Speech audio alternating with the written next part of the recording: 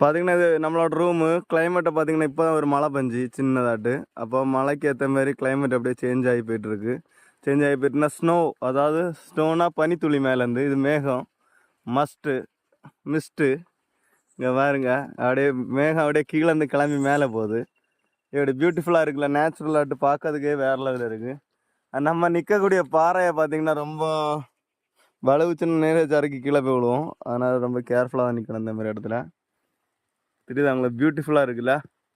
அப்போ இனி கொஞ்ச நேரம் கழிச்சு இந்த மலை மொத்தத்தில் கிளியராக ஃபினிஷிங் கிளியரில் அப்படி தெளியும். ஏன்னா இப்போ தான் மழை பெஞ்சிட்டு போயிருக்கு.